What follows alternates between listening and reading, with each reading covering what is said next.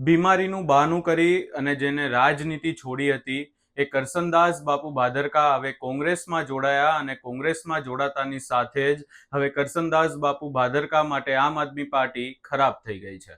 શું છે સમગ્ર મામલો ને ખાસ કરી અને ચૂંટણીનો જે મતદાન પહેલા થોડોક જ સમય બાકી છે ત્યારે તેમના દ્વારા હવે શું નિવેદન આપવામાં આવ્યું છે એની વિગતે ચર્ચા કરીશું. નમસ્કાર, હું છું ઉજ્જવલ અને આપ જોઈ રહ્યા છો નિર્ભય ન્યૂઝ.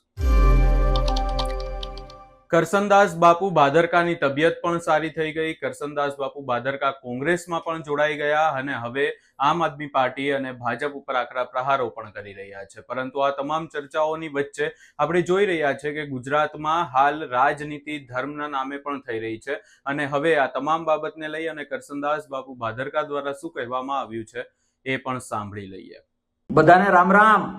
એક વાત કહેવા આવ્યો છું કે જોજો, પાકડ બકરું પકડાવીને કોઈ તમારું ખાડું ન લઈ જાય. બીજેપી અને આમ આદમી પાર્ટીનો આ ધંધો છે. મોટી મોટી વાતો કરીને પાકડું બકરું પકડાવીને તમારું આખું 100 ભેંસોનું ખાડું ન લઈ જાય. એનું આવતીકાલે મતદાન કરતી વખતે ધ્યાન રાખજો.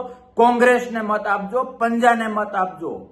અને હું આ એટલા માટે કહું છું કે ભાજપ હોય કે આમ આદમી પાર્ટી હોય, એને રાષ્ટ્ર અને ગુજરાતમાં માત્ર ફાંકા ફોજદારી અને અશાંતિ ફેલાવા સિવાય કઈ ધંધો નથી કર્યો. રાષ્ટ્રને, ગુજરાતને જો વાસ્તવમાં કઈ કોઈ આપ્યું હોય તો એ કોંગ્રેસે આપ્યું છે. 7/12 જે નામ છે ને, એ 7/12 નામ, મારી જમીન, મારું મકાન, એ કોંગ્રેસની દેણ છે. આજુબાજુમાં રહેલી સિવિલ હોસ્પિટલ, આજુબાજુમાં રહેલી સરકારી શાળા, sessions court, district court, supreme court, high court, મધ્યાહન ભોજન, right of information, right of education, ઘણું બધું. આખો સેમિનાર રાખવો પડે. જીઆઈડીસી હોય, આઈઆઈટી હોય, શ્વેત ક્રાંતિ હોય, ખેતીની ક્રાંતિ હોય, ડેમો હોય, જે કઈ છે એ કોંગ્રેસની દેણ છે. અરે તમે અને હું જે તાગડધીનના કરીએ છીએ એ બંધારણ, એ કાયદો, એ કોંગ્રેસની દેણ છે. સ્વતંત્રતા, આઝાદી, એ કોંગ્રેસની દેણ છે. બધું જ કોંગ્રેસનું છે. કારણ કે કોંગ્રેસ વાસ્તવિક ધર્મમાં માને છે. કોંગ્રેસ સ્વાર્થવાળા ધર્મમાં નહીં, કર્મના સિદ્ધાંત ઉપર ધર્મમાં માને છે. ભાજપે માત્ર ધર્મની ખોટી વાતો કરીને દેશ અને ગુજરાતના લોકોની આંખોમાં ધૂળ નાખવાના પ્રયત્ન કર્યા છે. હવે જાગો. ખાનગીકરણમાં બધું જ વેચાઈ જશે.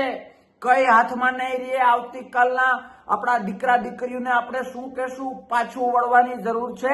કોંગ્રેસમય બનવાની જરૂર છે. આવો, કોંગ્રેસના વાસ્તવિક કાર્યો, કોંગ્રેસનો વાસ્તવિક કર્મનો ધર્મ, કોંગ્રેસે કરેલા કાર્યો યાદ કરીને ઉમેદવાર કોઈ પણ હોય, કોંગ્રેસમય બનીએ, પંજાને મત આપીએ અને બીજાને પણ ભલામણ કરીએ કે માવતર પાર્ટી કોઈ હોય તો એ કોંગ્રેસ છે, પંજો છે. આ વખતે પંજા સિવાય કોઈ વાત નહીં. સાચાને સાચો અને ખોટાને ખોટો ડંકાની ચોટ ઉપર આપણે કહેવું એ આપણો ધર્મ છે. અને જો આટલી સિરીઝ યાદ કરીશું ને તો ઓટોમેટિક તમારી આંગળી પંજા ઉપર જશે. કોંગ્રેસને મત આપવા માટે તમે અંદરથી ખૂબ વધુ રાજી થશો. કારણ કે જેણે જેણે કર્મ કરેલા હોય ને એની કિંમત કરવી એ આપણી સંસ્કૃતિમાં છે, આપણા ધર્મમાં છે. 30 વર્ષ પહેલા ગામડાઓમાં જે રહેવાની મજા હતી એ આજે ખૂબ ઘટી છે. એનું મુખ્ય કારણ એ છે કે ભાજપે આંતરિક ડખા સિવાય બીજું કઈ કામ નથી કર્યું. ધર્મની વાતો કરનાર ભાજપને મારે એ પણ કહેવું છે, અને તમે પણ મત આપતા પહેલા મારી વાત યાદ કરજો કે રામ મંદિરના ખોટે ખોટા એ પોતાના સ્વાર્થ માટે જે વાતો કરે છે, એ રામ મંદિર પણ ભગવાન કોંગ્રેસે વર્ષો પહેલા જે કહ્યું હતું એ જ રીતે બન્યું. અને બીજી વાત તમને કહું કે જે આજ સુધી નથી થઈ, પ્રભુ શ્રી રામ અયોધ્યામાં જે બેઠા છે એનું જે આકાર છે એ પણ ભાજપે પોતાના સ્વાર્થ સિદ્ધ કરવા માટે, સાઉથના મત લેવા માટે, સ્વાર્થ ખાતર ભાજપે તમારા મારા પ્રભુ શ્રી રામને શ્યામ વર્ણ બનાવેલા છે. શ્યામ વર્ણ, એમાં પણ એનો સ્વાર્થ છે. આવો, ધર્મને સમજીએ, ખેતીને સમજીએ, વિસ્તારને સમજીએ, કોંગ્રેસે કરેલા કાર્યો, આમ તો એના ઉપર સેમિનાર રાખીએ તો ઓછો પડે, એ કાર્યો જેટલા યાદ આવે એટલા યાદ કરીએ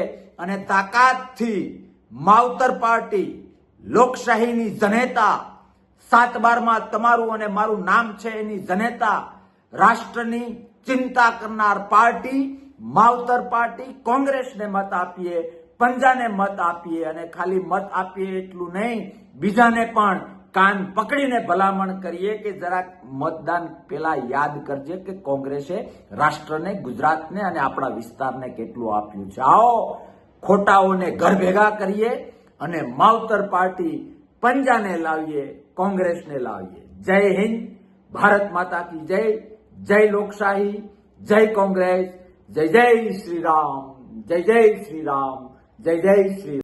તમે અહીંયા કરસનદાસ બાપુને સાંભળ્યા અને હવે અહીંયા વાત એ પણ કરવી છે કે કરસનદાસ ભાદરકા કે જેઓ આમ આદમી પાર્ટીમાંથી પહેલા બીમારીના બહાને તેમણે રાજનીતિ છોડવાની વાત કરી, ત્યારબાદ પાર્ટી છોડી દીધી અને કોંગ્રેસમાં જોડાઈ ગયા. હવે નિવેદનો પણ આપી રહ્યા છે, પરંતુ અમે અહીંયા એમને એવું પણ કહેવા માંગીએ છીએ કે માત્ર ને માત્ર તમે આમ આદમી પાર્ટી ઉપર અને ભાજપ ઉપર પ્રહાર કરવા કરતા કોંગ્રેસના રાજમાં શું થયું હતું એની પણ ચર્ચા કરશો તો સારું રહેશે. અને ખાસ કરી અને હવે જ્યારે માહોલ બની રહ્યો છે ગુજરાતમાં આમ આદમી પાર્ટી તરફી, ત્યારે કરસનદાસ બાપુ ભાદરકા ફરી એકવાર સામે આવ્યા છે અને આ જે નિવેદન તેમના દ્વારા આપવામાં આવ્યું છે એને લઈ તમારો શું અભિપ્રાય છે અમને કમેન્ટ કરી જરૂર જણાવશો ને અમારી ચેનલ નિર્ભય ન્યૂઝને લાઇક, શેર, સબસ્ક્રાઇબ કરવાનું ભૂલશો નહીં.